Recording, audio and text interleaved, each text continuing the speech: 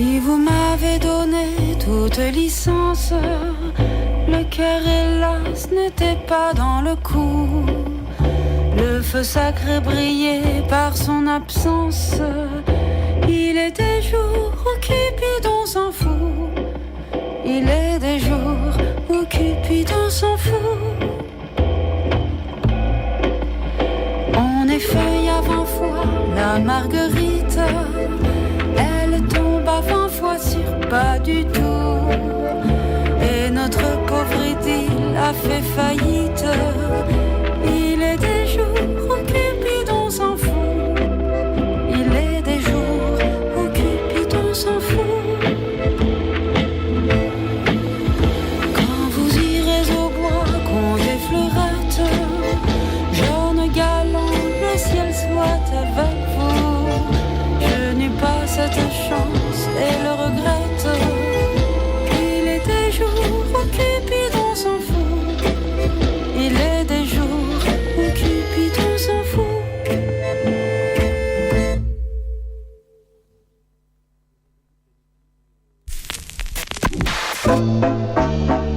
Radio Libertaire 89.4. La radio de la Fédération anarchiste, la voix sans Dieu ni maître. Pour nous soutenir financièrement, on a toujours besoin de vous pour continuer d'émettre. Et renouveler le matos, par exemple. Vous pouvez télécharger un bon de souscription pour soutenir votre radio sur le site de la Fédération anarchiste. Et qui est bien sûr modulable selon vos moyens. Ta radio, tu l'aimes ? Alors tu la soutiens. Pour télécharger votre bon de souscription à Radio Libertaire, rendez-vous sur le site www.radio-libertaire.net.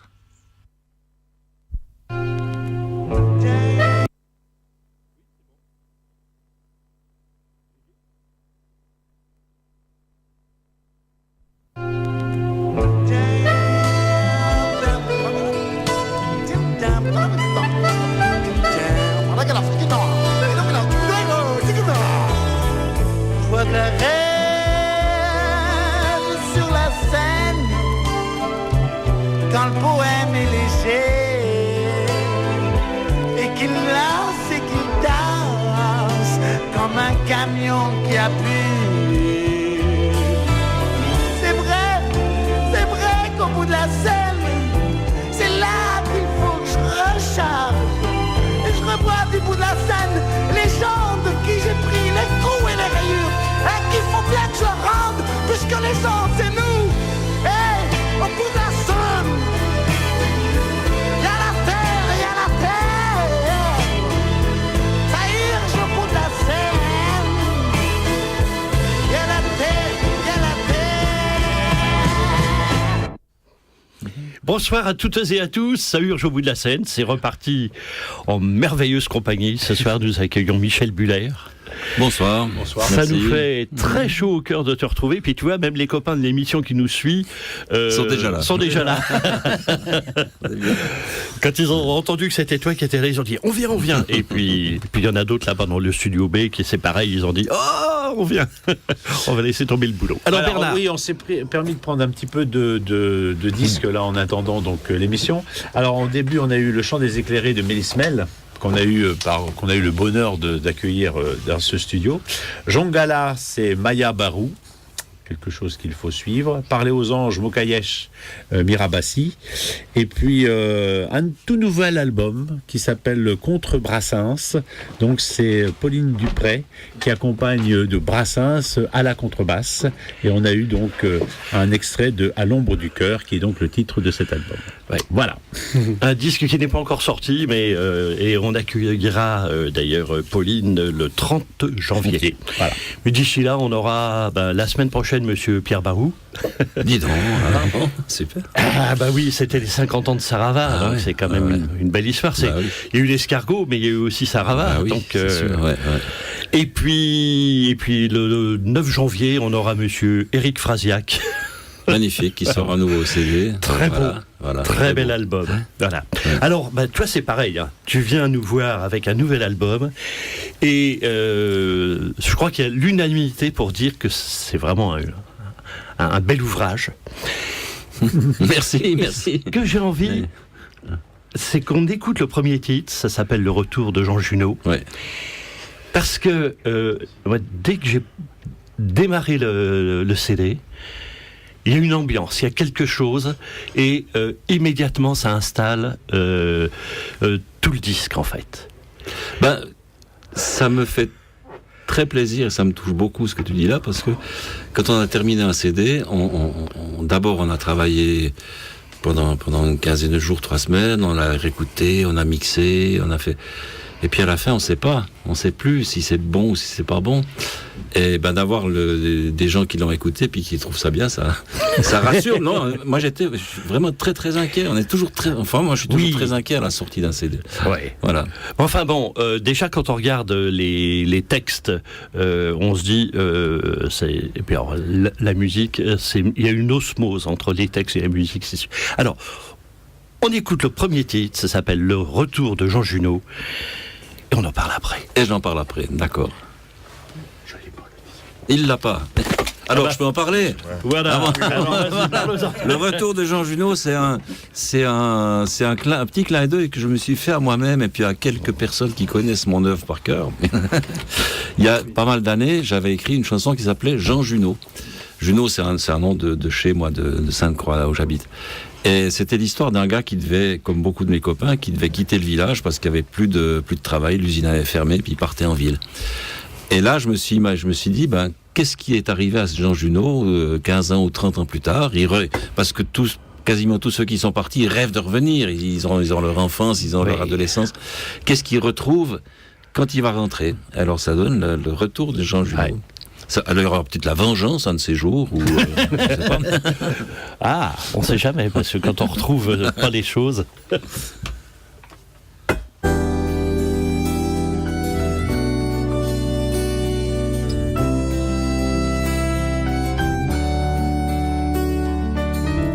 Me v'là de retour de la grande ville, 15 ans de labeur, j'avais pas le choix. Qu'est-ce qu'on retrouve après l'exil? Qu'est-ce qui reste ici de mon chez-moi? J'avais le souvenir d'un paysage où je courais quand j'étais petit. Rochers, ruisseaux, berges sauvages, et v'là que j'ai les cheveux gris. V'là que mon ruisseau est en canal, y a plus de champs de blé sous le soleil, mais toute lisse, une zone commerciale, là où bourdonnaient mes abeilles. Et sur le bois de mes amours d'enfance, ils ont mis des éoliennes, paraît que c'est le progrès qu'avance, le bonheur viendra juste après.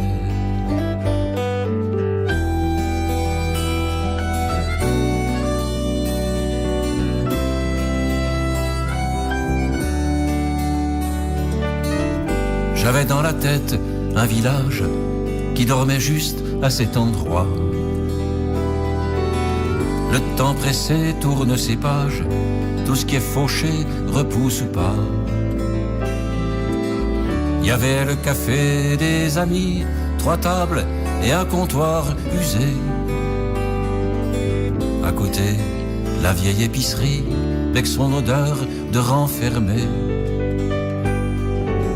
À leur place, ils ont mis ces malins, un pub avec un nom anglais. Et là où on achetait notre pain, un distributeur à billets. Mon plaid a pris du tour de taille, et un coup de jeune, diront certains, quartier de villa, rues en pagaille.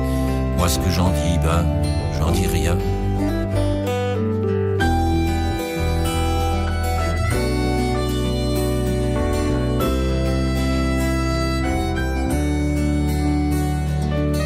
Savez-vous qu'un tel et une telle, non c'est pas vrai, mais si je vous le dis.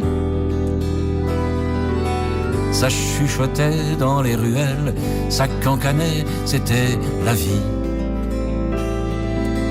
Quant aux cons, y en avait pardi, mais on savait qui et pourquoi.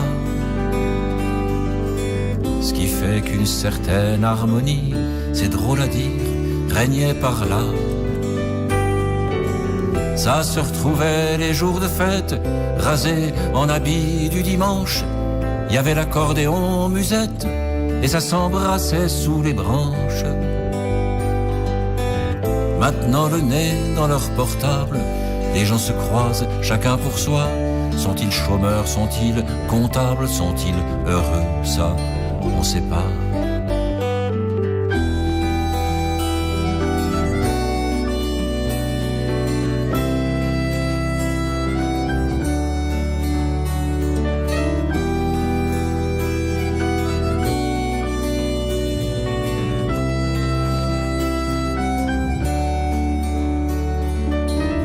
Me reste à suivre les nuages, j'ai plus rien à faire par ici. À croire qu'avancer dans son âge, c'est un peu changer de pays.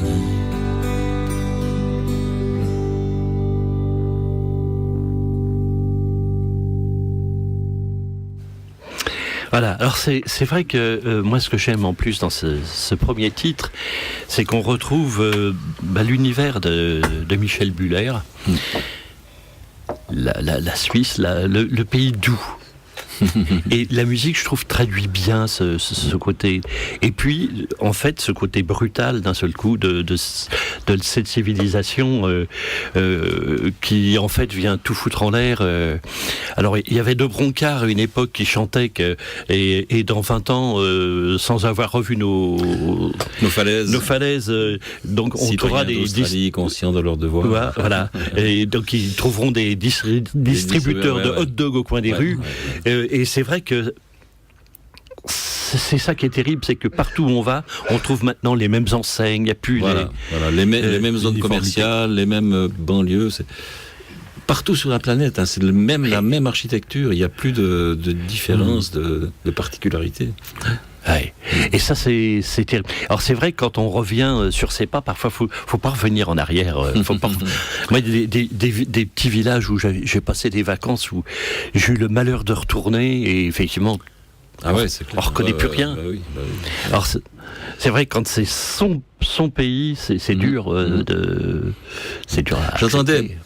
J'avais écrit cette chanson et puis quelques jours après, j'ai entendu dans une radio chez nous un écrivain, un poète de chez nous, Maurice Chapa, qui habitait le Valais, donc c'est vraiment des pays typiques, et qui disait « Mais je m'aperçois que je ne vis plus dans le même pays que quand j'étais enfant. » Il n'a pas déménagé, il n'a pas voyagé, il est toujours au même endroit, mais c'est plus le même pays. Maintenant, il y a des télécabines partout, il y a des villas de Tout Russes. a bougé autour de lui. Voilà. Ouais. Ouais. Alors voilà, c'est une belle entrée en matière. Et alors, on peut peut-être dire tout de suite 2 mots des musiciens parce que. Ouais. Alors, il y a les 2 derniers CD que j'avais faits, je les avais fait tout seul chez moi dans ma cuisine avec ma guitare et tout. Et puis j'ai des amis bien intentionnés, mon épouse aussi, qui m'ont dit mais c'est quand même mieux quand tu prends des. C'est vrai. Je suis pas un excellent accordéoniste, un bon guitariste. Tu devrais reprendre des musiciens. Alors on a pris un tout vieux copain, Gaspard Glaus, qui est pianiste, moi je l'ai connu à l'époque où il était pianiste de Pascal Auberson. Ah oui. Ça fait assez longtemps. Et c'est resté un copain. On a fait des spectacles ensemble. On a fait des spectacles notamment de chansons de Jean Villargil avec Sarclos. C'est lui qui nous accompagne. C'est un vieux copain. Excellent musicien, drôle, bon compagnon, qui boit bien son verre, cultivé, le copain idéal. Alors quand j'ai dit est-ce que ça te plairait de faire les arrangements, tout de suite il était d'accord. Et puis avec lui il y a 3 musiciens qui m'accompagnent souvent sur scène, c'est-à-dire Laurent Pauget qui est à la guitare, aux guitares, Stéphane Chapuis qui est à l'accordéon et au bandoneon, qui est un dieu de l'accordéon, il est extraordinaire. Ils sont tous extraordinaires. Mimo Pisino qui était à la contrebasse, qui est un copain. J'adore Mimo parce qu'il est italien d'origine et il m'appelle Padrone. Et quand il m'envoie des SMS, c'est en italien. Ciao Padrone, come stai? J'aime bien. Voilà. Et puis Mathias Cochard aux percussions. Ce qui veut dire qu'en fait, tu as fait un travail de disque avec les musiciens que tu as l'habitude de travailler. Ouais. Ouais. Tu y tenais à cela parce que c'était quelque chose avec peut-être par un arrangeur étoffer un peu les choses ou... C'est plus sécurisant quand on travaille avec des gens qui nous connaissent puis qui savent à peu près ce qu'on veut. Parce que il m'est arrivé quelques fois, rarement dans ma carrière, d'arriver en studio puis d'entendre ce que l'arrangeur avait prévu, puis c'était pas vraiment ce que moi j'aurais voulu. Alors que là, en plus, c'est comme c'est des copains, il y a moyen de discuter. Si par hasard il y a une chose ou l'autre qui me plaise pas trop dans tel arrangement, je dis écoutez, je suis désolé, mais c'est dur. C'est dur parce que le gars Gaspard, je sais qu'il a passé des soirées, des nuits à écrire des arrangements, et si au bout du compte je dis excuse-moi Gaspard, cet arrangement-là, j'aime pas. C'est dur. Il faut vraiment pouvoir, faut discuter, puis il faut avoir les deux côtés. Qu'on soit de bonne composition. Et il y a l'élément aussi, comme disait Bernard, c'est l'unité du disque aussi. Et ça, tu y tiens. C'est vrai que quelque part, on rentre par la porte de la maison et on visite la maison et on sort par le jardin derrière. Ouais, c'était évident. Et en fait, le travail que fait l'arrangeur, c'est ça aussi. Donc toi, tu es un peu le garant de tout ça, puisque c'est toi qui vas le porter au bout du compte. Oui, au bout du compte, c'est moi qui. Si par hasard il y a des fleurs à recevoir, c'est moi qui vais les recevoir. C'est dégueulasse. S'il y a des tomates à ramasser, c'est moi qui les ramasse aussi. Claire. Oh, t'as pas dû ramasser beaucoup des tomates dans ta carrière. Pas beaucoup, mais quelques fois, si, pas des tomates. Mais oui, je me suis fait huer quelques fois. Je me souviens, on a le temps. Oui, c'est ton émission. Oui, il y a des années, c'était au Grand Théâtre de Tunis. Je participais à un spectacle de magie, de prestidigitation du magicien Kassaji, qui était un illusionniste, un magicien magnifique. Il était génial. Tu parles avec lui, au bout de 5 minutes, tu n'avais plus de lunettes, tu ne savais pas comment il les avait prises, ou tu n'avais plus de montre. Il était génial. Et mon impresario de l'époque, Gilles Blévès, qui était un grand ami, m'avait dit avait convaincu Kassaji qu'il fallait qu'il mette d'autres choses dans son spectacle que la malle qu'on découpe en morceaux, etc. Tu devrais mettre de la musique. Puis finalement, tout ce qui était parti de cette grande idée, c'était moi, petit jurassien, qui arrivais au Grand Théâtre de Tunis avec ma guitare au milieu d'un spectacle de magie où les gens étaient venus voir de la magie. Et moi, je chantais les sapins de Jura, ils en avaient rien à cirer, rien du tout. Et là, je me suis fait huer. Voilà. Mais les gens avaient raison, j'avais rien à faire dans cette affaire-là. Voilà. Qu'est-ce que je suis venu faire dans cette galère. Exactement. Alors, dans ton disque, il y a vraiment le petit côté un peu nostalgique qu'on a chez Michel Buller, et puis il y a aussi des coups de rage qui sont pas criés, mais justement c'est peut-être aussi pour ça qu'ils portent beaucoup plus. Il y a toujours cette dénonciation du monde, de tout ce qui va pas dans notre monde. Et il y a notamment l'immigration. La vague, cette chanson qu'on va écouter après là, est vraiment, je trouve que justement elle est amenée comme une vague. Et d'un seul coup, c'est vrai qu'on ne pourra pas dire qu'on ne savait pas. Voilà. Et ça, je crois que c'est important. Tu avais déjà abordé un peu le thème sur un registre différent quand tu disais c'est pas par plaisir qu'ils voyagent. Les immigrés. Les immigrés. Mais c'est quelque chose qui t'a toujours travaillé. De voir ces gens qui risquent leur vie en traversant la Méditerranée, qui sont accueillis qui sont mal accueillis chez nous, ça émeut, quoi. Alors 2 choses. D'abord, j'ai écrit cette chanson. Je l'ai écrite après avoir réentendu Nuit et brouillard. Et je me suis dit, Ferrat, il a fait Nuit et brouillard, il faudrait que quelqu'un dise dans le même registre ce qui se passe aujourd'hui. Et Nuit et brouillard, on pouvait dire à l'époque où les gens en 39-45 pouvaient dire on savait pas. C'était l'excuse générale à la fin. Nous, on peut pas dire qu'on savait pas. On sait. On voit Alep aujourd'hui. C'est affreux ce qui se passe à Alep. C'est honteux. C'est terrible. On sait. Et malgré tout, on ne fait rien ou on ne peut rien faire. C'est terrible. C'est vrai que le machin, comme aurait dit De Gaulle, il est efficace. J'entendais ce matin dans une radio concurrente, bien moins bonne que la vôtre, bien sûr, quelqu'un qui disait mais Hollande devrait aller à Alep. J'ai entendu aussi. Mitterrand est allé à Sarajevo. Hollande devrait aller à Alep. Voilà. Et je voulais dire une Poutine deuxième chose, aussi. je ne sais plus quoi. On devrait emmener Poutine aussi. Ouais, oui, aussi, c'est sûr, c'est clair. Ouais. Ouais. Alors on va écouter La Vague. Ouais.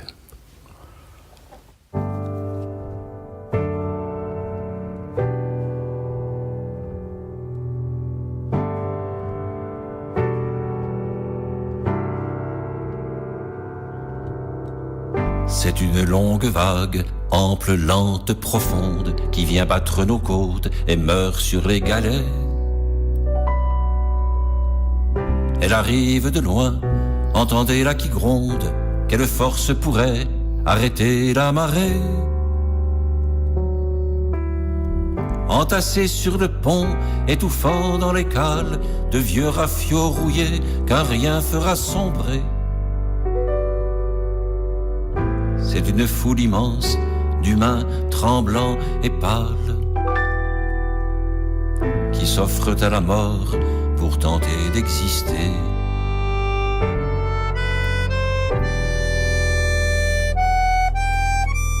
Il s'appelle Ibrahim, Rachid, Makodou. Elle, c'est Jamila la belle ou Fatima. Elles ont contre leur sein des enfants aux yeux doux, des enfants juste nés qui ne comprennent pas. Eux, bras dressés, supplient le ciel noir et cruel, leur bouche n'est qu'un cri où résonne l'effroi. La houle les secoue, les gouffres les appellent. Nous ne pourrons pas dire que nous ne savions pas.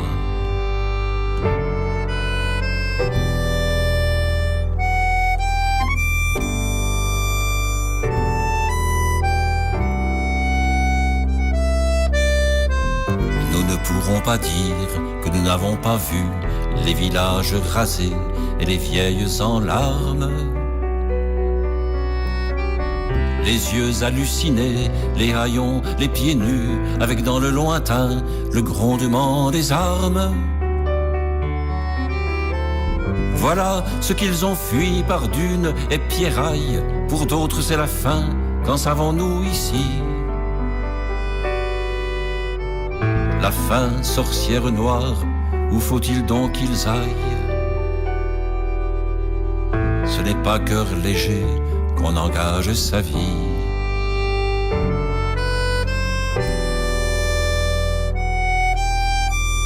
Et nous, voyant venir cette pure souffrance, nous laissons aboyer les bâtisseurs de haine. Les bâtisseurs de murs aux vieilles idées rances qui sentent la charogne et les brumes anciennes. Et nous baissons les yeux, cœurs et portes fermés. Que dira-t-on de nous dans 100 ans, dans 20 ans? Eux suivent leurs chimères, acharnés, harassés. Et la nuit descend sur un monde indifférent.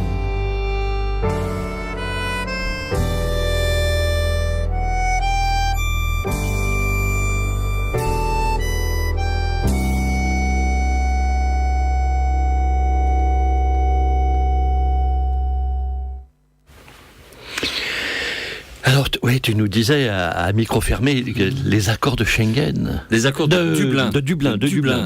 C'est des accords qui ont été signés par tous les pays qui font partie de l'espace Schengen, donc y compris la Suisse, et qui disent que les réfugiés qui viennent de Syrie, qui viennent d'Irak, qui viennent du Mali, doivent s'inscrire dans le pays de l'espace Schengen dans lequel ils arrivent, c'est-à-dire en général en Italie, en Grèce, en Espagne, etc. Et s'ils veulent après poser une demande de permis humanitaire dans un autre pays, par exemple la Suisse leur dira non, nous on s'occupe pas de vous, il faut retourner dans le pays où vous vous êtes inscrit la première fois, où on vous a pris vos empreintes digitales, etc. J'ai bien regardé la carte d'Europe, je vois pas comment, à part avoir un tapis volant, on peut arriver en Suisse sans passer d'abord, ou un tunnel, ou avoir des sous et pouvoir prendre l'avion. Ça. Mais on peut pas arriver en Suisse sans passer d'abord par l'Italie, par la Grèce, par l'Espagne. Alors, ce qui fait que chez nous, là, les réfugiés, la plupart, on leur dit non, ça ne nous concerne pas. Désolé, les accords de Dublin. Retournez, vous, voilà. Alors, il y a un mouvement chez nous qui dit que c'est imbécile et hypocrite qu'il faut absolument dénoncer ces accords ou en tout cas les aménager. Alors, on est quelques-uns qui parrainons des réfugiés de Dublin qui disent non, ils sont chez nous, si vous voulez les prendre, venez les prendre. Et puis jusqu'à présent, on a réussi à en garder quelques-uns. Bizarrement, les flics sont pas tellement féroces pour ça, ils se sentent un petit peu mal à l'aise dans leur petit soulier. Donc on est dans l'illégalité, quoi. Mais c'est pas grave. Oui, mais heureusement que on est parfois, même souvent, dans l'illégalité parce qu'on ferait plus rien. Voilà. Ouais. Alors, il y a d'autres volets dans ton disque, et ça, c'est tout à fait digne de Michel Buller. Il y a effectivement cette chanson Ça me gonfle. Et c'est vrai que quand je l'ai entendue pour la première fois, j'étais mort de rire. Et en même temps, j'ai été un peu pétrifié, parce que c'est vrai. Ben voilà, c'est ça. Oui. Pierre, c'est vrai. Mais comme il y a une litanie, c'est vrai qu'on se dit ça fait quand même beaucoup. Quoi. Oui. Mais écoutez, écoutez la radio, d'autres radios que la vôtre, les radios publiques, les radios généralistes, on entend quasiment que des chansons en américain. On entend une en français tous les 4 ou 5 heures, un morceau, peut-être un petit bout, mais tout le reste est en américain. Et moi, je trouve ça ridicule achevé. J'en parle dans ma chanson, quand vous avez un écrivain qui vient parler de la beauté de la langue française et tout, et petite pause musicale, et un truc en américain.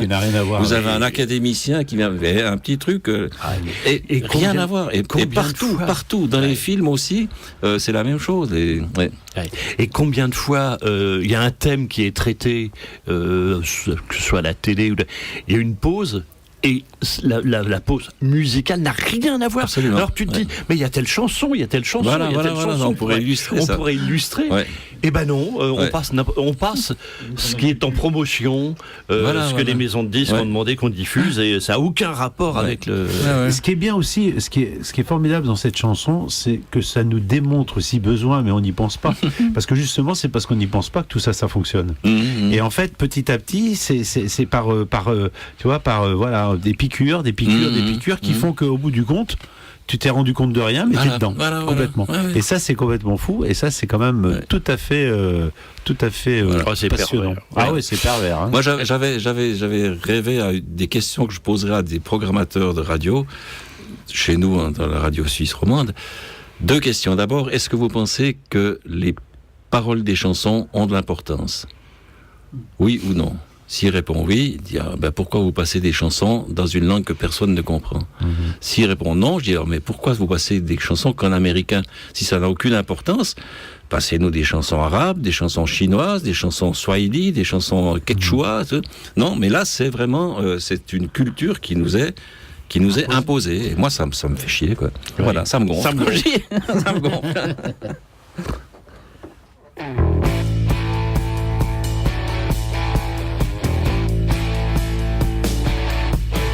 Je me suis réveillé ce matin, ma petite un sourire sur les lèvres, disant que là-bas, elle était bien, flottait encore entre 2 rêves. Sans bruit, je me lève, je passe à côté. La vie parfois est un cadeau. Il va faire chaud et c'est l'été. Tout doucement, j'allume la radio. Là que la chanson est en anglais, c'est ce qu'on balance souvent à cette heure. Faut s'y faire, mais j'espérais 3 mots qui éclaireraient mon bonheur. Mais je vais pas en faire un fromage, n'empêche que je baisse un peu le son, et puis je vaque à mes ouvrages en me disant juste que ce bruit de fond, ça me gonfle. Maintenant c'est un écolo qui cause, ça sent le grand air dans le transistor. Le gars est venu défendre la cause, nos paysans pris à la gorge. Il est question de proximité, produire et de consommer local, de bio qui est bon pour ma santé. Puis arrive la pause musicale. Ça vient d'ailleurs, ça vient de loin, ce qui ponctue ce joli discours. Comme il y a le mot love dans chaque refrain, ça doit être une chanson d'amour. Ça doit être né à Los Angeles, aussi délicat qu'un McDo, du genre qui te rentre par une oreille et sort sans te frôler le cerveau. Ça me gonfle. Tiens, voilà un chanteur à présent, un collègue qui a l'air correct. L'animateur dit juste avant qu'il chante en live, en direct. Oui, il faut s'ouvrir aux autres cultures, aux merveilles des pays d'ailleurs. Il y a tant et tant de richesses sur notre planète, aux mille couleurs. Le gars se met à chanter en yankee avec l'accent vaudois. Pitié, est-ce qu'il comprend au moins ce qu'il dit? Vaudrait mieux pas tout compte fait. Mais bordel, on n'entend plus que ça, sur toutes les ondes ou quasi. Ça ne raconte rien, ça n'émeut pas, ça te vole ton temps, ça t'abrutit. Et moi, ça me gonfle. Et v'là l'émission littéraire, l'écrivain débarque d'Afrique et rappelle précis sans colère que certaines invasions linguistiques étaient compagnes du pillage, étaient complices des bandits, torture, mépris, esclavage, au temps pourri des colonies. Et v'là la chanson Henri Quint, 2 fois ça va, 10 fois c'est trop. Jamais d'arabe ou de mandarin, des barjots parleraient d'un complot. Est-ce qu'il n'y aurait plus sur la terre, quelle tristesse, qu'un seul langage, qu'une seule mémoire, qu'une seule manière, désormais, de vivre son âge? Ça me gonfle. Représentant le monde des affaires, je déconne pas, j'ai noté la date. Monsieur Duglan Dubois prospère, satisfait, plastronne et constate qu'on ne parle plus que l'idiome de Wall Street sur la planète dans le grand bazar. Je me demande à qui ça profite, à moins que ce soit un hasard. Et voilà la chanson en roast beef qui débarque avec ses grands pieds. Et comme personne ne se rebiffe, ça devient la norme, c'est parfait. Un peuple de décervelés, coupé de sa langue et de ses racines, ça consomme et courbe les chines, ça ne se révoltera jamais. Ça ronfle. Et si encore ce qu'on impose à mes esgourdes fatigués, jour après jour, c'était quelque chose comme la langue de la liberté. Mais non, c'est en parler d'empire, le jargon de ceux qui saignent à blanc, les hommes, les terres, les océans, pour leur profit et pour le pire. Que faire contre ce rouleau compresseur? Lever un point vengeur ou quitter ce monde moribond, les yeux tristes, la rage au cœur? Partir, eh oui, mais attention, si devant la porte de là-haut, il est écrit sur le paillasson ce qu'on voit partout dans vos maisons. Welcome, je tourne les talons. Welcome, je redescends illico. Voilà, alors c'est pour ça, écoutez, Radio Libertaire, parce que sur Radio Libertaire, on passe, ça nous arrive de passer des chansons. Mais pourquoi pas, mais bien sûr, oui. Ça nous arrive, mais pas souvent, mais on en écoute aussi. Mais par contre, quand on passe des chansons en français, en plus on les passe en entier. En entier, c'est bien ça, c'est rare. Et qu'est-ce que tu réponds, Michel Buller, aux artistes qui pourraient dire la chanson, l'anglo-saxon est plus facile à mettre en musique que le français? C'est des conneries. Des conneries. Ah ouais. Oh, bah oui. Non, il y a tous les arguments qui viennent dedans. Moi, on m'a dit, mais alors t'es contre les chansons qu'on passe, donc t'es contre l'ouverture aux autres cultures. Mais je suis contre la fermeture sur une seule autre culture. Ouvrons à toutes les cultures, oui. Et puis il y a un jour un gars qui m'a dit, mais de toute façon aujourd'hui tout. Moi je dis, pourquoi tu chantes pas en anglais? Je lui réponds, parce que j'aimerais que les gens me comprennent, j'ai envie de communiquer. Puis il me répond, mais aujourd'hui c'est un étudiant à Lausanne, je sais pas, il me dit, aujourd'hui tout le monde comprend l'anglais. Je dis, ah ouais, d'accord. Et ça m'a un petit peu, ça m'a pris 2-3, je chantais devant les étudiants, 2-3 chansons, et puis à un moment donné j'ai chanté une chanson qui les a fait rigoler. Et là, ça me fait le déclic dans la tête. J'ai dit au gars, t'as déjà ri ou souri en écoutant une chanson en anglais? Point final. Bah oui, c'est vrai. Tu peux pas, on communique pas des choses essentielles, profondes, dans une langue qu'on ne connaît pas bien, qu'on maîtrise pas bien. D'autant plus qu'il y a eu aussi une expérience, je ne sais pas si vous savez, mais à un moment donné, on a voulu, parce que justement, à une certaine époque quand même, on a voulu montrer que la chanson francophone, qui est un pléonasme, on dit d'ailleurs, pour les Américains, démontrer que la chanson anglo-saxonne n'avait pas toujours des textes absolument de haute volée. Et ils ont donc décidé, ils voulaient donc traduire tout. Et en fait, ça a été interdit. Ah, voilà. Parce que c'est sûr que Blue Sweat Shoes, en français... Même Lou Reed. Ouais. Ah ouais. Non, et c'est un truc qui est dans les pays francophones, peut-être bien en Allemagne aussi, je sais pas, en Europe. J'étais au Nicaragua l'été dernier, on n'entend que des chansons en espagnol, que tout le monde comprend, puis tout le monde est content, et puis ça danse et ça chante avec, c'est magnifique. On est en train de tuer une part de notre culture. Alors, justement, on a une grande dame qui t'appelle Bubu. Ah, ça, c'est une grande dame. C'est une très grande dame. Qu'on a eu le bonheur d'avoir, là, à ta place. Ouais. Grande dame. Ça fait 1 an, je crois, ou 1 an. Oui. Ou peut-être 2, même. Oh là là, ça passe Elle trop a vite. clos l'année d'avant, je crois. Oui, ça doit être ça. Voilà. Alors, j'étais vendredi soir à écouter Christian Camerlinck. Ouais. Dans un magnifique petit théâtre dans l'île Saint-Louis. Théâtre de l'île Saint-Louis. L'île Saint-Louis, 29 quai d'Anjou. Et il a un spectacle superbe avec Nathalie Fortin au piano.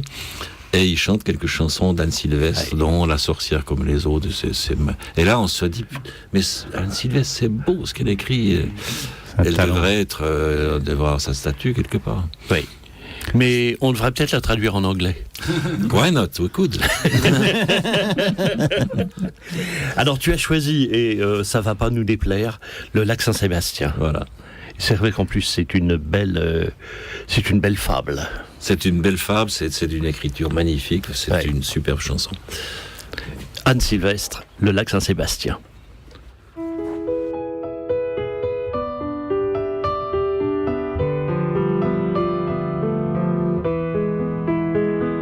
Tiens, se dit le lac Saint-Sébastien, je ne comprends pas ces humains, ils sont si pleins de turbulences, je crois qu'ils ont peur du silence, ils s'imaginent réfléchir, moi je sais ce que ça veut dire.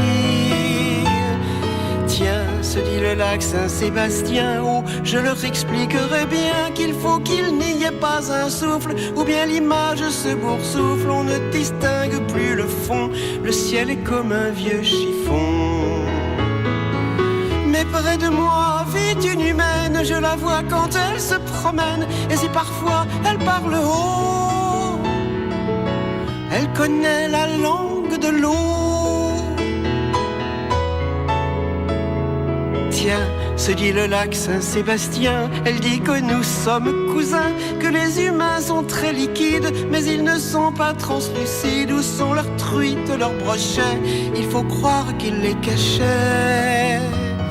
Tiens, se dit le lac Saint-Sébastien, sans doute ils n'y comprennent rien. L'eau qu'ils possèdent, ils la salissent, ils y jettent leurs immondices, et quand elle est bien polluée, disent qu'il faut la purifier.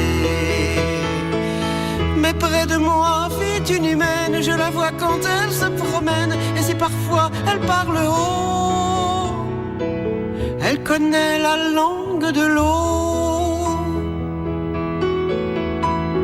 Tiens, se dit le lac Saint-Sébastien, ils sont étranges ces humains quand ils détournent des rivières.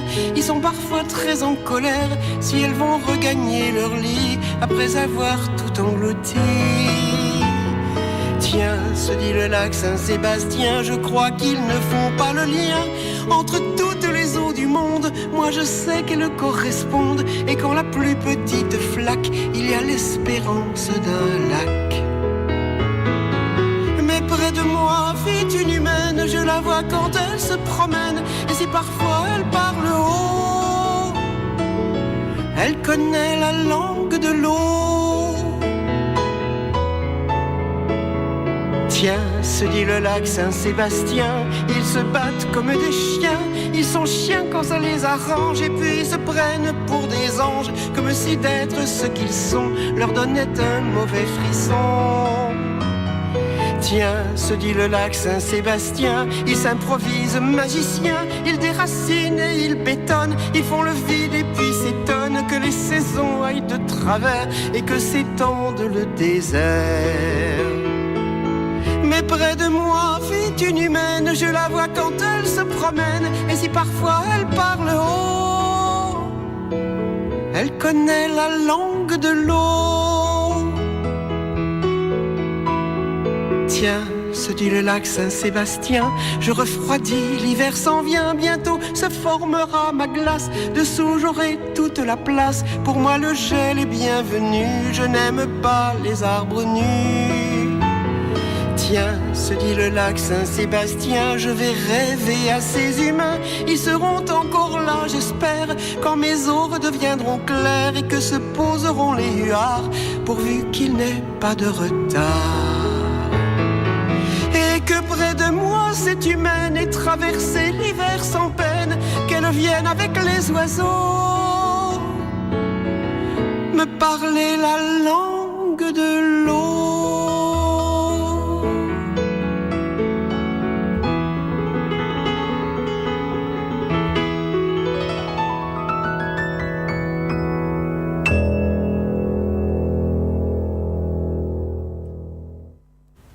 Voilà, Madame Anne Sylvestre. Et c'est vrai que elle est comme le bon vin. Je trouve plus ça va, plus c'est beau, plus c'est magnifique. Et puis elle a cette simplicité. Elle est venue qu'une fois nous voir, mais elle reviendra. Mais parce que je crois qu'il y avait une timidité réciproque, parce que c'est pas quelqu'un qui s'impose. Ouais. Elle est dans tous les spectacles. On passe au Limonaire, on passe au Forum Léo Ferré. Elle est là. C'est ça. Elle va voir même les petits. Elle va dans les petits lieux. Oui, et c'est pas pour dire vous avez vu, j'y étais. Non, c'est parce que vraiment elle a envie de partager. Elle m'a fait, est-ce que j'ose le dire, elle m'a fait un jour le plus beau compliment de toute ma carrière. C'était au festival de Barjac. On chantait des chansons de Béranger, c'était une soirée d'hommage à Béranger. Et on bougeait un petit peu. Moi, j'avais pas ma guitare, donc je pouvais un petit peu bouger. Maladroitement, d'ailleurs, comme je fais. Et à la fin du spectacle, elle est venue nous embrasser. Les gars, merci beaucoup. Puis elle vient vers moi et dit Bubu, le plus beau compliment de ma carrière, Bubu. Tu danses comme une fondue. Elle a raison. Non, elle est magnifique. Hein. Puis c'est une bonne copine. Ouais. Mais je trouve que quelque part, si tu veux, dans le ressenti, en tous les cas le mien, parce que je ne peux parler que du mien, quelque part, le ressenti, cette chanson est magnifique complètement, mais on rentre dans un univers et on est en confidence avec elle dans cet univers. Et on a la même impression quand tu fais tes chansons. On est en osmose avec toi, tu vois. Tu mets des mots sur ce qu'on aimerait bien trouver. Et je trouve qu'il y a une sorte... Enfin, je sais pas ce que vous en pensez, mais je trouve qu'il y a une certaine... on entre dans la maison. Ouais. Bienvenue. Oui, merci. Mais ça fait plaisir. Oui, les habitudes des disques. Donc, à chaque fois... Moi, ça fait 35 ans que... Bon. Et donc, peut-être plus. Et donc, on entre dans ta maison et on a nos habitudes, déjà, quand d'un morceau à l'autre. Et Anne Sylvestre, c'est pareil. Anne Sylvestre, ça fait pareil, d'un album à un autre. Entre autres. Merci. Voilà. Merci. Oui, vraiment. Mais je crois que justement, ce qui est très important, c'est que quand on rentre justement dans ces maisons, on a l'impression d'avoir notre place. On trouve des références, des choses qui nous touchent, qui nous parlent, et ça c'est très très important. Et dans l'uniformité dont nous parlions tout à l'heure, ce sont des maisons. C'est pas peu de choses dans notre monde actuel. Par contre, tu vois, ce qui est très drôle, c'est que nous sommes au 21e siècle. C'est très drôle de dire ça, mais c'est au 21e siècle. Mais ce disque-là, il est pour ainsi dire, malheureusement, dans beaucoup de choses, parce qu'il y a beaucoup de colère, il y a beaucoup de constats qui sont quand même pas très... c'est des constats, on aimerait bien s'en passer de ces constats. C'est malgré tout très actuel. Et quand on dit que la chanson n'est pas actuelle, c'est pas vrai, ça. C'est pas vrai. Il y a une chanson sur cet album qui s'appelle Chanson. Oui. Ah oui. Avec l'ordre de Barbarie. Voilà, on essaiera de l'écouter tout à l'heure. Il faut qu'on ait le temps à peu près. Mais c'est Gilles Servat qui dit la chanson peut tout dire, le meilleur et le pire. Et c'est vrai que la chanson, c'est peut-être pour ça aussi qu'ils veulent plus de chansons sur nos médias. Ça peut faire réfléchir les gens, c'est dangereux. Si les gens se mettent à penser, on est foutus. Enfin, ils sont foutus. Et Alain Leprest, à ta place, il nous a dit il n'y a aucune chanson anodine. Ouais. Et c'est vrai qu'il n'y en a aucune. Même les plus... tu vois, là, quand on parlait de sensibiliser les gens, de les induire vers autre chose, il n'y a aucune chanson anodine. Et ça, si tu veux, c'est quelque chose que j'ai réfléchi. J'ai dit, mais pourquoi il a dit ça? Mais qu'est-ce que c'était très vrai. Mais enfin, les poètes avancent surtout. J'ai regardé une émission faite par Dicker. Attends. Il est ouvert le micro, c'est bon. Oui. J'ai regardé sur la 5 une émission faite par... Dickel. Voilà.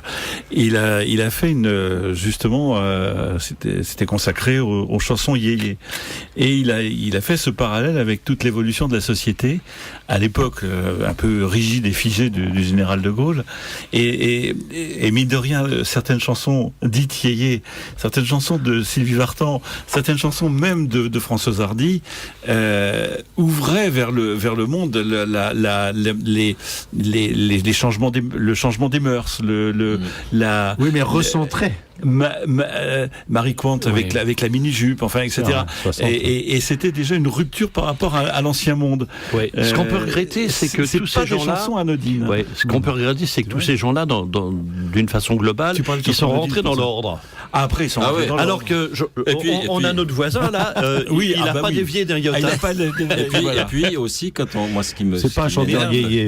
Mais il n'y a pas de chansons anodines. Il n'y a pas de chansons anodines, c'est vrai. Mais quand j'entends des gens qui parlent des années 80, etc., qui parlent de la chanson à ce moment-là, ils parlent de Sylvie Vartan, ils parlent de Mireille Mathieu, ils parlent pas de Béranger, ils parlent pas de Gilles Servat.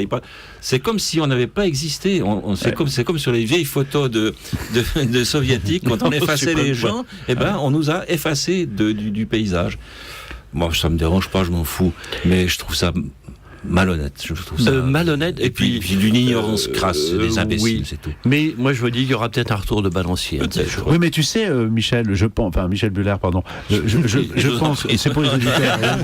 Non, c'est parce qu'on se fait engueuler par nos auditeurs parce qu'on donne pas assez le nom de nos invités. Je pense que quelque part c'est une volonté aussi. C'est une volonté de vous effacer, comme d'ailleurs dans ceux qui le faisaient. Quand on effaçait quelqu'un de la photo, c'était pas un hasard si on l'effaçait et qu'on la remettait de temps en temps. Et je crois que c'est ça, parce que comme on pense ici nous et on en est pour ainsi dire persuadé, la chanson c'est les idées. La chanson c'est pas le chant. C'est pas un hasard si à l'école on apprend la chorale, mais on n'apprend pas la chanson. C'est vrai, non, la chanson ça peut être dangereux. Alors tu évoquais François Béranger, et c'est vrai que nous ça a été un immense bonheur le jour où on l'a accueilli dans cette émission. C'était pour la sortie du disque d'Urmer. C'est beau ça. Très beau. Puis, voilà, François Béranger à cette époque-là était vraiment dans et il avait déjà pris conscience. Mais là, il rentrait dans le sérieux, parce que c'est vrai que il nous a fait bien rigoler souvent, mais c'est pareil, il n'y a pas de chanson anodine. Chaque fois qu'il avait une chanson où on rigolait, il y avait quelque chose derrière. Bien sûr. Et là, Durmer, c'était devenu quand même une prise de conscience lourde. D'une dureté terrible, cette chanson. Mais en même temps, elle est vraie, quoi. C'est magnifique, quoi. Alors je sais pas, on aura peut-être le temps de l'écouter ou pas, mais comme il y a Éric Frasiac qui va venir le 9 janvier pour nous présenter son nouvel album qui est une petite merveille, il vous a fait enregistrer tous ces mots terribles, parce que c'est vrai que lui aussi, Béranger, c'est lui qui l'a poussé sur scène. Alors moi j'ai découvert Frasiac au festival de Barjac, un jour il était là. Et il a une chanson sur Béranger, je l'écoutais, etc. Et moi, j'ai la larme facile, je dois dire. En écoutant cette chanson, j'étais dans le public, j'avais la larme aux yeux. Il chante François. Et puis à la fin du spectacle, il était là, il signait des disques. Et il y avait ses disques à lui, et puis il y avait une pile avec mes disques aussi.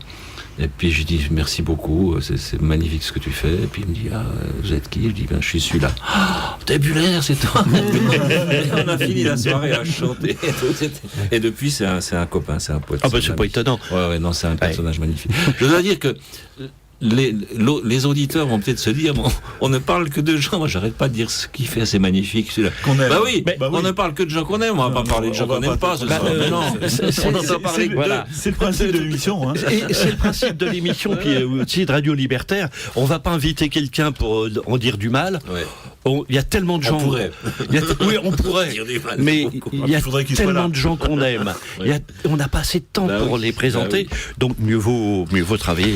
Mais il y a une anecdote par rapport au printemps de Bourges à ce niveau-là, parce que j'étais dans le train et il y avait eu on parle d'un autre univers, mais qui m'importe beaucoup, c'est la chanson pour l'enfance, et c'était la grande époque de Dorothée. Et je me rappelle, c'était donc Paroles et Musique qui avait fait sortir un papier, carrément c'était marqué Faut-il brûler Dorothée ? Et tout de suite après, il y a eu un débat avec les artistes qui passaient, grâce à Anne-Marie Gazzini à l'époque, donc tu vois, dans ce spectacle. Et tous les artistes ont dit, mais au lieu de donner tout ce papier pour dire faut-il brûler Dorothée, qui de toute façon conforte tout le monde et qui n'a aucun... Pourquoi ils n'ont pas donné tous ces papiers à parler des autres ? Et voilà. Et puis en plus, on la montre du doigt en proposant de la brûler, on la met en exergue. Absolument. Et à partir de là... Et on conforte ceux qui sont... Puis je trouve qu'en plus le titre était malvenu, c'était plutôt faut-il l'empêcher de roter. Et en plus, ça laissait de la place à Chantal Goya. Ne parlons plus de Dorothée, c'est bon. J'en ai fait trop déjà. Allez, on écoute Tous ces mots terribles avec Frasiac, avec Michel Buller, avec... Voilà.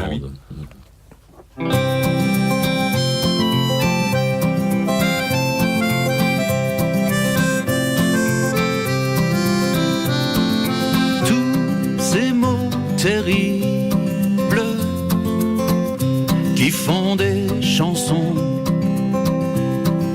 parlant de misère, d'ennui, de prison, ne sont que des leurres chassant nos démons, bâillonnant la peur pendant un moment. Chanter, c'est pas vivre, mais c'est l'espérer. Chanter, c'est survivre quand on est vidé. Vidé de ses illusions, tout nu et tout con. Essoré, déboussolé, cassé, piétiné. Je ne suis ni meilleur ni plus mauvais que vous. Contre vents et marées, envers et contre tout, j'ai chevillé dans le cœur un rêve de bonheur. Un jour nouveau qui se lève chasse mon chagrin. Un geste, un regard, un mot, un ami qui vient. Deux arbres dressés dans le ciel, la lune et la nuit. Deux amoureux dans un champ font comme leurs parents. Une fille qui revient d'un voyage très loin. Tous ces mots terribles qui font des chansons.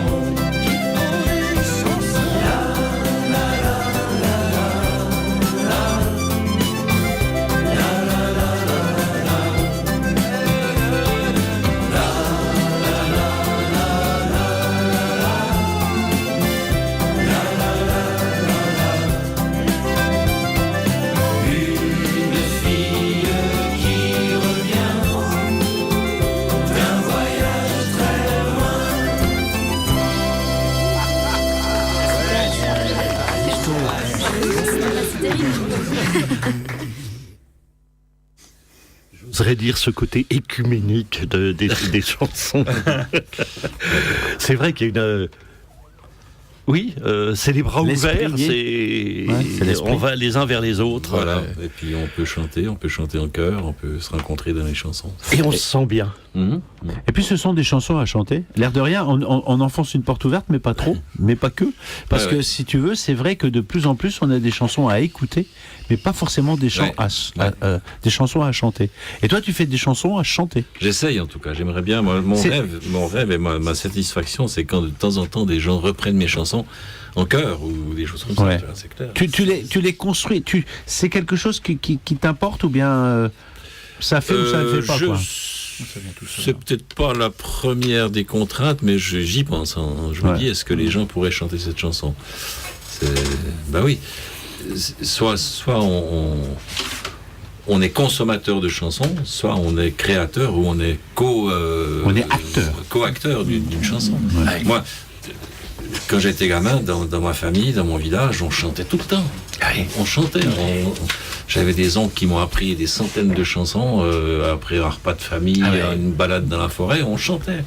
Et c'était un moyen de se rencontrer, c'était un moyen de raconter une histoire en 3 minutes. Et on ne peut pas être, il me semble, je ne crois pas que je dise une connerie, on ne peut pas être ennemi avec quelqu'un avec lequel on chante, avec qui on chante. On est forcément copain avec quelqu'un avec qui on chante, je crois. C'est un moyen de fraterniser. Et quand est-ce que tu as eu envie de dire, après avoir chanté toutes ces chansons, quand est-ce que tu as envie de dire tes propres mots aux autres ? Quand j'ai commencé à avoir envie d'écrire des chansons, je devais avoir 18 ans, comme ça. 18, et c'est tout de suite devenu dans la chanson ? C'est tout de suite le format que tu as utilisé pour dire les choses. Ah ouais, parce que je connaissais la chanson et puis j'avais une grosse voix. Et tu te rappelles de ta première chanson ? Je me rappelle vaguement, mais je l'ai perdue. J'en ai perdu 3 ou 4 des toutes nouvelles, des toutes premières. Mais ce qui m'a motivé au départ, c'est que j'entendais des chansons, Brassens, j'entendais Brel, j'entendais Ferrat, que j'adorais, je trouvais magnifiques, mais ils me parlaient de choses lointaine. Moi, j'habite toujours à un petit village dans le Jura vaudois, à Sainte-Croix.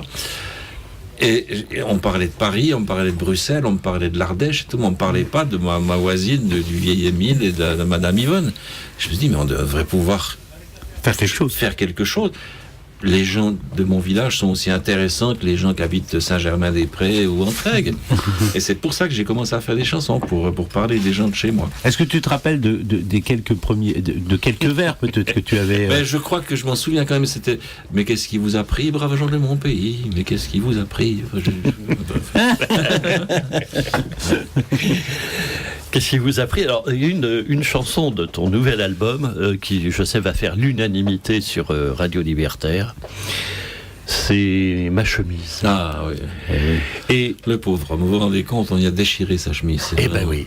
Comme a dit Manuel Valls, qui allait les plaindre le lendemain. Qui a dit c'est une agression inouïe, a-t-il dit, Manuel Valls. Et il va être candidat, et vous allez peut-être, non, vous n'allez pas les lire quand même.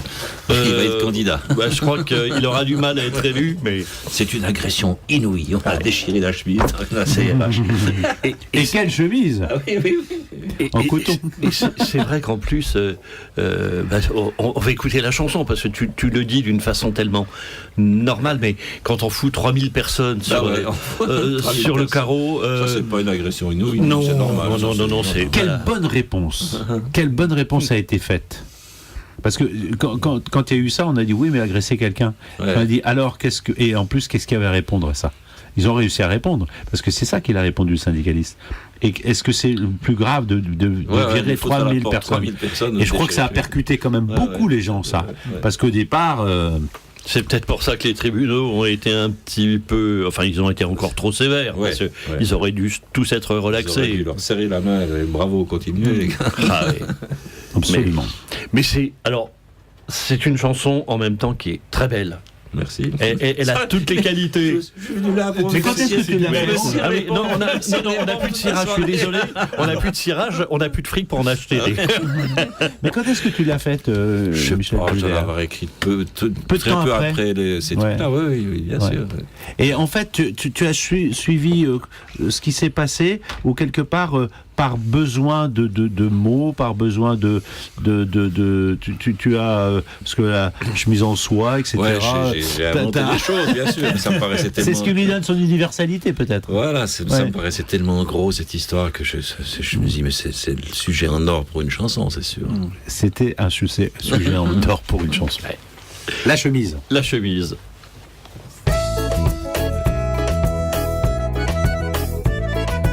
Je ne faisais pourtant rien de mal, d'interdit, d'anormal, je faisais mon boulot point barre, faut bien que chacun gagne son caviar. Professionnel, méthodique, je montrais courbes, statistiques, la conclusion inéluctable était claire sur la table. Ils ont déchiré ma chemise, à moi qui ne voulais que le bien de chacun et de l'entreprise, pauvre crétin. Je ne faisais pourtant rien de mal, j'appliquais à ce cas banal ce qu'on m'a appris qu'il faut se battre, faut bien que chacun gagne sa 4x4. Pour demeurer compétitif, il faut être agressif, quitte à blesser, quitte à choquer, faut dégraisser, faut licencier. Ils ont déchiré ma chemise, ces gens n'ont pas d'éducation et ne croient même pas à la reprise, les pauvres cons. Je ne faisais pourtant rien de mal, je défendais le capital, sans état d'âme, sans complexe, faut bien que chacun se paye sa Rolex. Voilà qu'une bande d'énergumènes me conspue, me malmène, et je vous dis pas l'odeur de la sueur, ça me donnait des hauts le cœur. Ils ont déchiré ma chemise, en soie sauvage, coupée sur mesure. Je comprends que ça vous scandalise, non mais je vous jure. Je ne faisais pourtant rien de mal, je présentais ce plan social, 3000 personnes virées d'accord, ma femme adore les bagues en or. Et je leur donnais ni plus ni moins, le chômage c'est pas pour les chiens, une occasion de rebondir, pas celui qui veut peut s'en sortir. Ils ont déchiré ma chemise, des voyous, des brutes avinés. Au fond ils méritent la crise, des forcenés.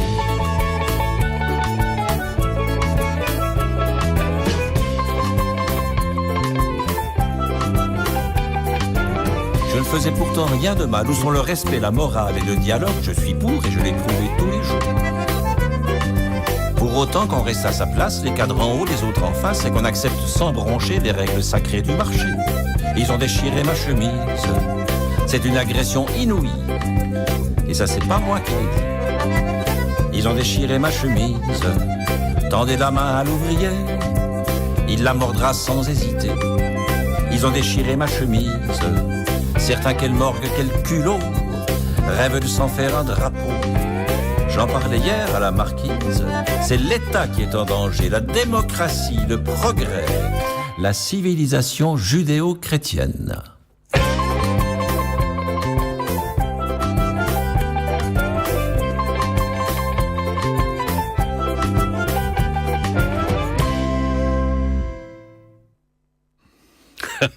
Alors c'est vrai que c'est vraiment un tableau. Et le musical est très intéressant dans cette chanson, je trouve. Oui. Alors justement, c'est toi qui as choisi ce rythme un peu. Oui, c'est ce que je voulais. On voit les gens qui sont. Ben, on pense à Zebda aussi. Voilà, tout ça. Un petit clin d'œil. Ouais. Mais c'est bien parce que c'est vrai que c'est surréaliste tout ce qu'on vit en ce moment. Bah oui. Mais tu mets toujours beaucoup de distanciation dans parce que bon, c'est vrai que parce que ça pourrait être la grosse fiesta, mais quelque part c'est toujours un petit peu avec. Je sais pas, c'est peut-être mon côté suisse réservé. C'est aussi c'est un petit peu le style Michel Buller. Ouais, je sais pas s'il y a un style, mais. Ouais, non, mais c'est vrai parce que. Non, je pense que si tu as des choses importantes à dire, c'est inutile de les hurler, de les crier. Moi, je préfère les dire tranquillement, puis que les gens, qui comprennent qui peut. Il y a une sorte de suspension, tu vois. Ouais. Et quelque part, cette suspension, elle porte plus loin. Et moi, ça, c'est une chose. D'ailleurs, on avait eu il y a très longtemps avec la direction de la radio cette discussion parce que on disait vous n'êtes pas assez militant. Et en fait, je trouve que si on veut aller loin. Il il faut pas arriver avec des gros sabots. Faut présenter les choses justement avec humour, et là on peut amener, parce que sinon on fait plaisir aux gens qui sont vraiment convaincus. Voilà. Ah ouais. Mais c'est bien aussi d'amener les gens à réfléchir, ne serait-ce qu'avec un sourire. C'est ce que j'espère. C'est ce que les gens entendent 2-3 mots puis dire qu'est-ce qu'il a dit, il a peut-être raison. Je sais pas. Ouais. On pense la même chose. On passe une vigno. Ah oui, alors on va passer une vigno, et puis après, on passera un Cyril Mokayesh. D'accord. Qui s'appelle La loi du marché. D'accord. Alors, qu'est-ce super. que tu aimes bien dans Vigno ? Alors, Vigno, d'abord, c'est un copain depuis 30 ou 40 ans, c'est un ami. Et il y a quelques temps, ça fait un peu plus d'une année, vous savez, je me réveille un matin avec une chanson de Vigno dans la tête. Bon, on a fait quantité de spectacles ensemble, j'ai fait des premières parties, etc. C'est un ami. Et j'avais une chanson dans la tête, Tinor. Et je me dis, mais qu'est-ce qu'il a fait des belles chansons. Et puis, on n'en parle plus beaucoup de Vigno. Et il y a en banlieue de Lausanne, une petite ville qui s'appelle Puyi, où il y a tous les 2 ans un festival Puyi à l'heure du Québec. Et où tout le monde est passé, Charlebois, Desjardins, etc. Vigno, pas parce que ça se passe l'été. Et Vigno, l'été, il ne voyage plus tellement, ça l'ennuie. Et je me dis, mais on devrait faire un spectacle hommage à Vigno. Alors j'ai appelé le programmateur, le directeur de ce festival, qui me dit tout de suite, mais génial, quelle bonne idée, occupe-toi de ça, vas-y, monte-moi ça. Et on a donc monté un spectacle d'hommage à Vigno, avec 5 autres chanteurs et chanteuses, québécois, suisses, dont la fille de Gilles Vigno, Jessica, qui est belle comme un cœur, bref. Et puis, ça devait se faire d'abord dans cette ville de Puyi, où il y a un théâtre de 400 places, 400-500 places, et puis il y a un autre directeur théâtre, le théâtre du Jorat, qui est un énorme théâtre, un théâtre de 1000 places dans la campagne. Vraiment, c'est une espèce de grange tout en bois. C'est un lieu magnifique, qui a dit, mais il faut absolument, non, venez faire ça chez moi. Et alors, on a fait cet hommage à Vigno, devant 1000 personnes, quasiment debout à la fin, disant, on a redécouvert, qu'est-ce que c'est beau, etc. Et puis, Gilles aurait dû venir. Je l'avais bien sûr informé, invité. Les billets d'avion ont été pris, etc. Et puis, il a dû se faire opérer d'une hanche. Il souffrait beaucoup d'une arthrose, ou je sais pas. Donc, il n'a pas pu venir. Mais il était là présent. Il y a une photo. Il nous a envoyé un message qu'on a diffusé. Voilà. Les gens étaient tous enchantés. Et puis, j'ai envoyé les nouvelles de ça, les enregistrements, et puis j'ai raconté ce qui s'était passé, etc. Et puis c'était le 12 juin, ça. Lui, il s'est fait opérer le 6 juin. Et j'ai pas eu beaucoup de retours de Vigno, parce que c'est paradoxalement quelqu'un qui écrit peu aux copains. De temps en temps, une fois par année, il envoie une petite lettre. Et puis, il y a une dizaine de jours, je reçois un mail de Vigno en me disant « Ah, j'ai enfin eu le temps, j'étais pris par l'opération, c'était un peu douloureux à la fin, puis j'ai pas eu le temps vraiment d'écouter vraiment bien ce spectacle. Je l'ai écouté, j'en ai pris plein la gueule, je crois que c'est même les mots qu'il employait. Merci, c'est magnifique. » Et puis il conclut en disant, depuis mon opération, depuis le 6 juin, j'avais plus le goût d'écrire, de retoucher une feuille, de recommencer. Et de vous avoir écouté, ça m'a donné envie. Et le lendemain matin, j'étais à ma machine à écrire avec mes stylos et j'ai recommencé à écrire des chansons. Wow. Alors, c'est pas inutile d'avoir fait ça. Voilà. Scoop que tu me donnes. C'était vraiment un spectacle magnifique. Tout le monde avait des frissons dans le dos. Et c'est Gaspard Glaus qui a donc arrangé mon disque, qui était au piano, qui était chef d'orchestre de staff. Et cet enregistrement, on peut le trouver, non? Non. La radio Option Musique à Lausanne l'a diffusé. Moi, j'en ai une copie, mais éventuellement, si vous me reversez encore un petit verre de vin rouge, je peux éventuellement vous l'envoyer, mais 2 si tu veux. Secrètement. Tu sais, on a souvent eu des choses secrètes qu'on aurait pu utiliser et voilà. Ouais. Frasiac, tiens. Il m'envoie son enregistrement au théâtre pas Ivry, au 20e théâtre. Non, à Ivry, mais pas à l'annexe. Pas à l'annexe, au forum. Au forum, voilà. Forum. Il m'envoie. Il me dit, au forum je te fais confiance, t'en fais ce que tu veux. L'enregistrement est très bon, donc si tu veux, tu diffuses et tout. Voilà, confiance. Ça, c'est merveilleux. Ah ouais. Allez, on va te resservir un petit. Et on écoute Vigneault. En fait, le but du jeu, c'est ça. Tinor. Je suis parti, j'étais toute jeunesse, gagner ma vie et me faire un métier. À mes parents, j'avais fait la promesse de revenir aussitôt fortuné. J'ai vu de loin s'effacer mon village, midi sonnant, je ne l'entendis pas, car je marchais vers des mirages qui grandissaient à chacun de mes pas. Car je marchais vers des mirages qui grandissaient à chacun de mes pas.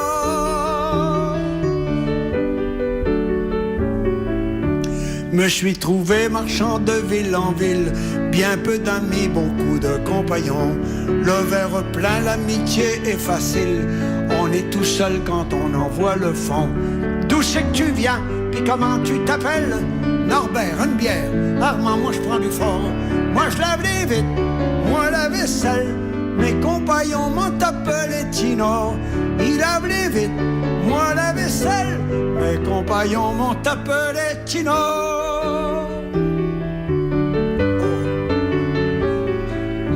Tous ces métiers qui sont fils de misère, je les ai faits et je m'en suis défait. On est chômeur quand on veut pas les faire. Quand on les perd, on est comme on était. C'est pas au bout des balais pis des pelles que la fortune advient le plus souvent.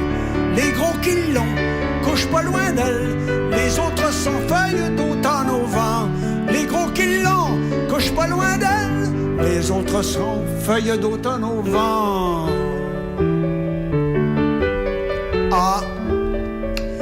Ah, si j'avais été d'amour naïf, j'aurais pris femme et j'aurais des enfants, maison, voiture, comme ceux qui arrivent. Je serais seul, mais seul moins seulement. Mais trop d'argent, mais l'amour en doutance, et pas assez l'éloigner à tout jamais.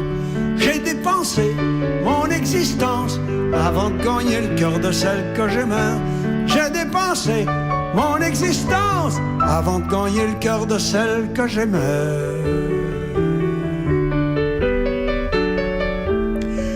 3 jours passés, me suis mis de voyage pour retrouver mes parents, mes amis.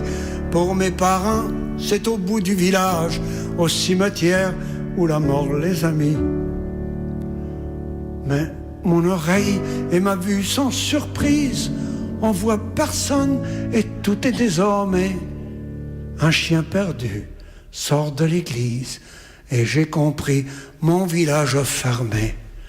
Un chien perdu sort de l'église et j'ai compris mon village fermé.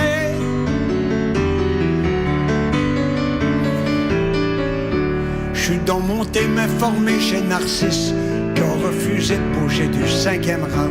Fallu farmer par loi de la justice et des gouvernements. A-t-il fallu travailler sur nos terres, tenter soucher et piler des cailloux pour découvrir chez un notaire qu'au bout de notre vie, on n'était plus chez nous. Pour découvrir chez le notaire qu'au bout de nos vies, on n'était plus chez nous.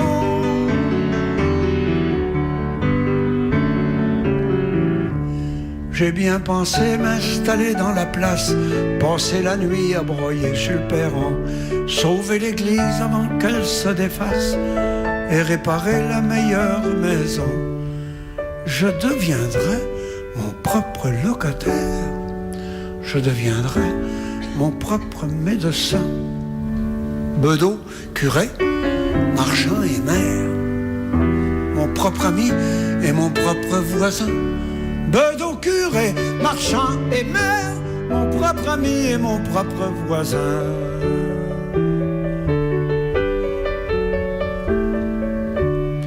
Comme en prison à la grandeur du monde, je m'en irai comme j'étais venu. Je n'attends pas que quelqu'un me réponde, le désespoir n'est jamais bienvenu. Pour mes pareils tourmentés de voyage, mon triste sort leur serve de leçon. Ne quittez pas votre village si vous n'avez pas une grande instruction. Ne quittez pas votre village si vous n'avez pas une grande instruction.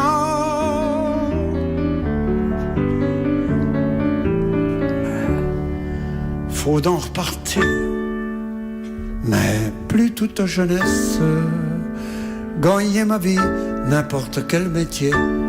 Moi qui faisais dans le temps des promesses de grands retours aussitôt fortunés, je vois souvent apparaître un village, j'entends midi quand il ne sonne pas, marchant toujours vers mes mirages, qui se défendent à chacun de mes pas, marchant toujours vers mes mirages, qui se défendent à chacun de mes pas.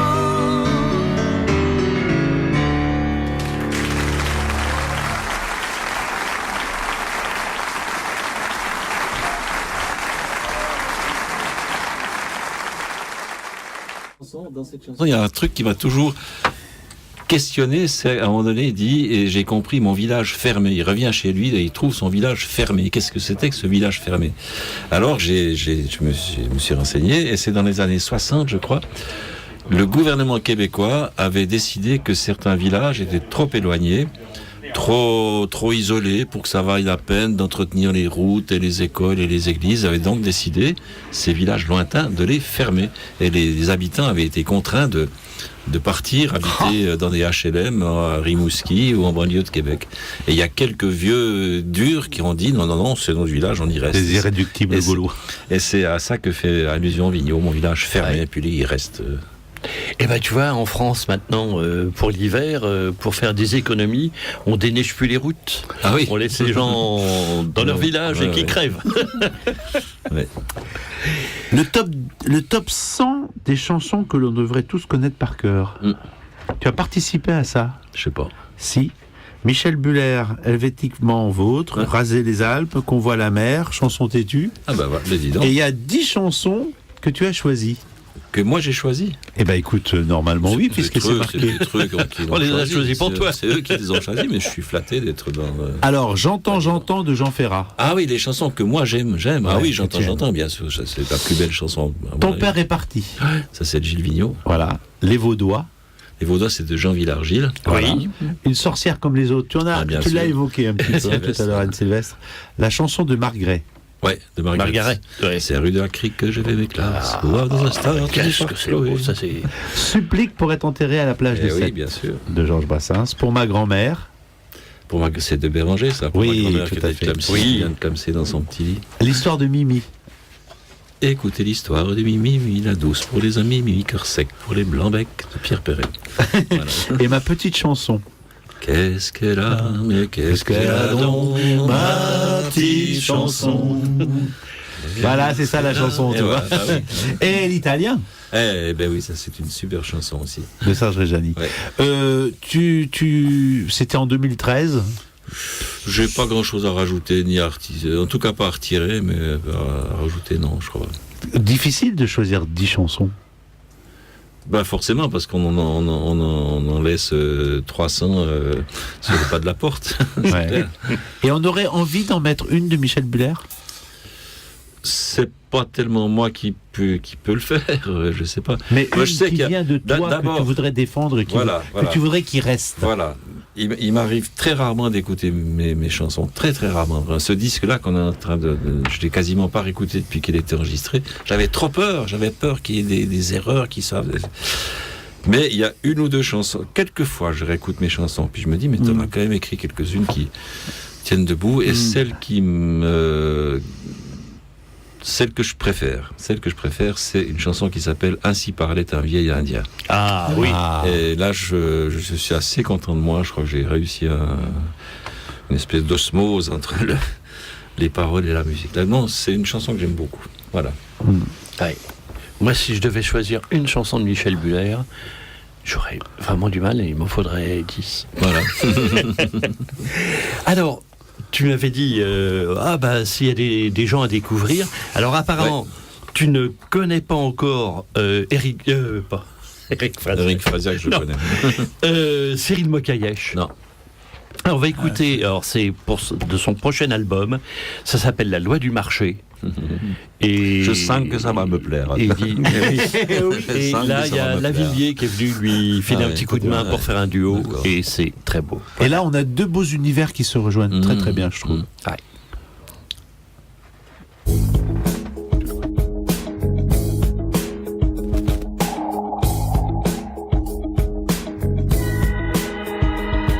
On vous laisse la tribune, les honneurs du pouvoir, on vous laisse voler la victoire.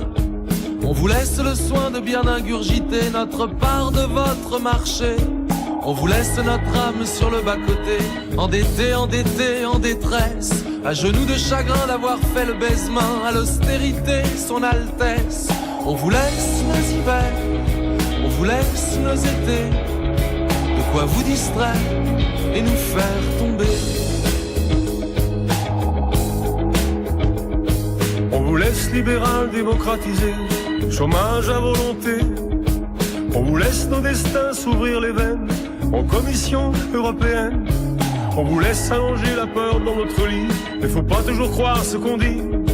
À Athènes, Apollon a raison de chanter ma liberté. On vous laisse nos hivers, on vous laisse nos étés, de quoi vous distraire et nous faire tomber. On vous laisse nos hivers et notre dignité, de quoi vous distraire pour quelques années.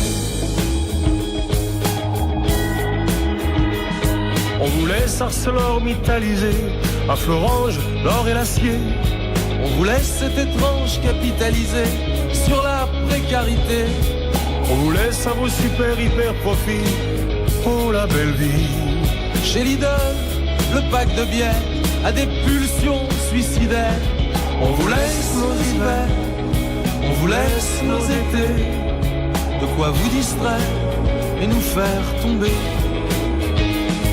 On vous laisse nos hivers et notre dignité, de quoi vous distraire pour quelques années. Je pense être d'accord avec vous en disant que nous ne formons pas ici un club fermé. Ainsi seulement l'Europe réussira à mettre en valeur le patrimoine total qui est commun à tous les pays. On vous laisse nos frontières se refermer, hommes à la mer émigrés, cap sur l'Angleterre, depuis la Guinée, t'as le temps d'apprendre à nager. On vous laisse nos frontières se refermer sur la Méditerranée. Enfants de la guerre, cherche un bout de terre pour apprendre à marcher.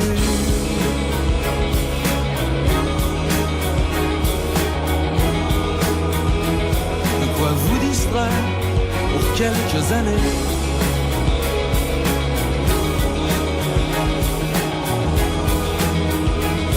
De quoi vous distraire et vous en aller.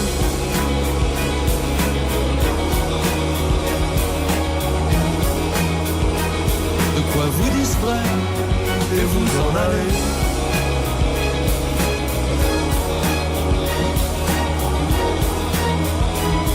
De quoi vous distraire et vous en aller.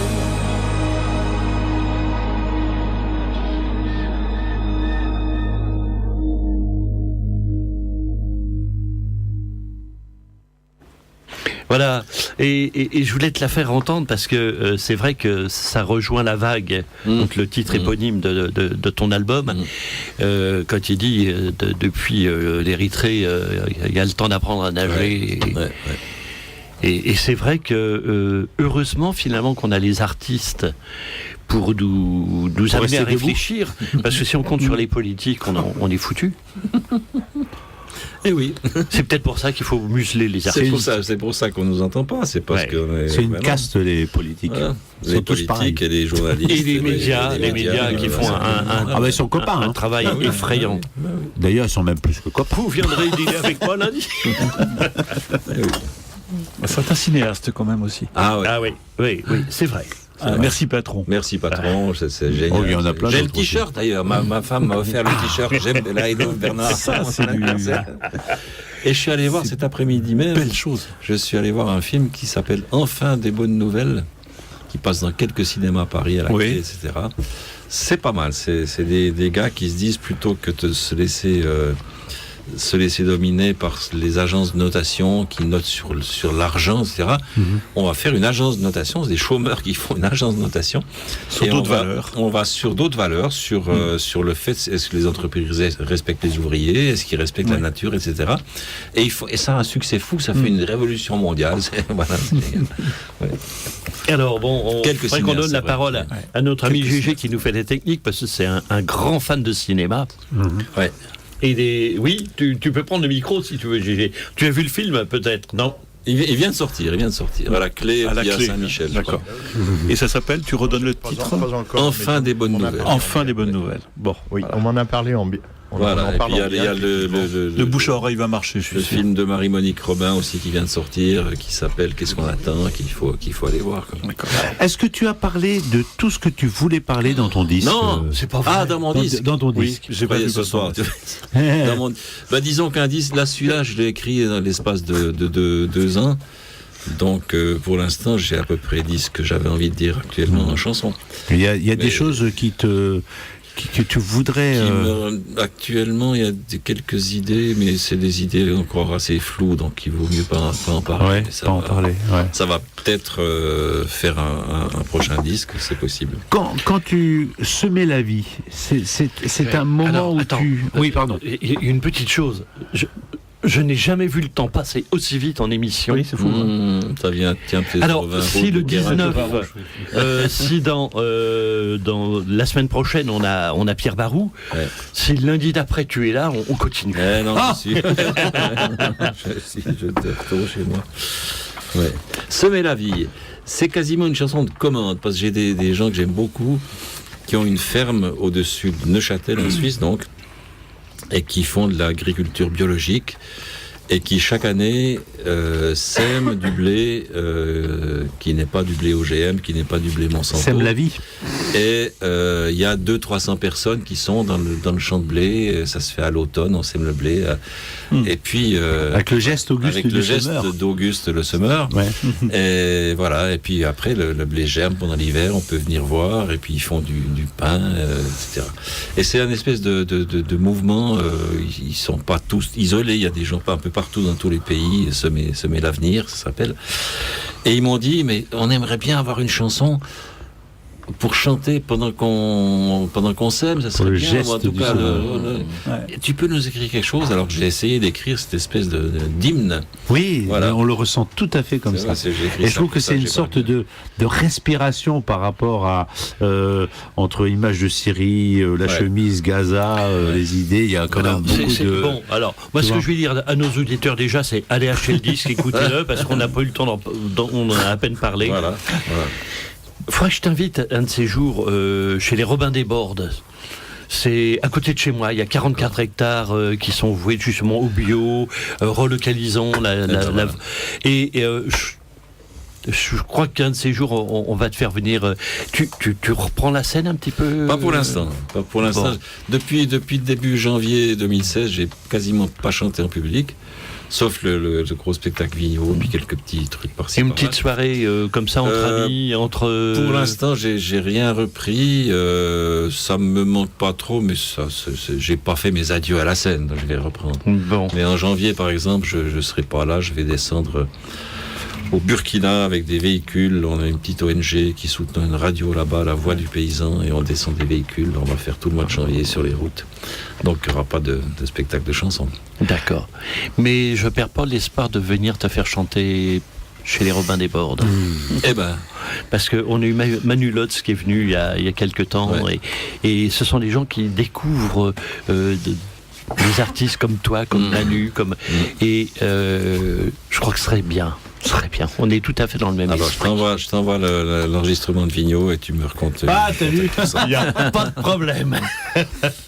Les éoliennes. Quelques mots. Alors, les éoliennes, quelques mots. Qui termine ton album. Voilà. C'est pas un hasard. C'est que j'habite un village du Jura vaudois et depuis une vingtaine d'années, des promoteurs veulent mettre 7 éoliennes de 150 mètres de haut à 600 mètres du village. Je trouve que c'est trop près et que c'est une affaire de gros sous Parce qu'il y a 15 ou 20 ans, quand on parlait d'éoliennes à un marchand d'électricité, il éclatait de rire. Éclatait de rire en disant, mais vous êtes complètement fous, ça ne produit pas assez, ça marchera jamais, c'est un rêve d'écologiste. Et moi, ça me choquait, mais j'ai trouvé beau, enfin, j'avais envie d'avoir des...